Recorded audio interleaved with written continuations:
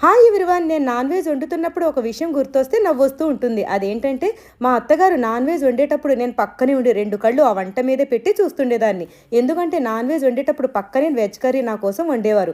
అలా వండేటప్పుడు మా అత్తగారు కంగారులో నాన్ వెజ్ కర్రీలోని స్పూన్ వెజ్ కర్రీలో ఎక్కడ పెట్టేస్తారోనని పక్కనే ఉండే చూస్తుండేదాన్ని. మా అత్తగారు ఒకసారి కాస్త మంచినీళ్ళు తీసుకురా అన్నారు. అప్పుడు నేను అత్తయ్య గారు, ఈ స్పూన్ చూడండి ఇది నాన్ వెజ్‌లో పెట్టిన స్పూన్. ఈ స్పూన్ చూడండి ఇది వెజ్‌లో పెట్టిన స్పూన్. ఈ 2 కంగారులో కలపకండి అని ఒకటికి 10 సార్లు చెప్పేసరికి మా అత్తగారికి విసుగు వచ్చి చిరాకు కూడా వచ్చి, నువ్వు ఇన్నిసార్లు చెప్పావంటే నాన్ వెజ్ కర్రీలోని గ్రేవీ నీ వెజ్ కర్రీలో నీకు తెలియకుండా కలిపేస్తాను అని అనేసరికి నేను అత్తయ్యా వద్దు మీ కాళ్ళు పట్టుకుంటాను అని చెప్పగానే ఇద్దరం నవ్వేసుకునేవాళ్ళం. అలాంటిది ఇప్పుడు నాన్ వెజ్ వండేటప్పుడు ఉప్పు సరిపోయిందా లేదా అని చూస్తున్నప్పుడు పక్కన ఎవరైనా ఉంటే వాళ్ళకి రుచి చూపించేస్తాను.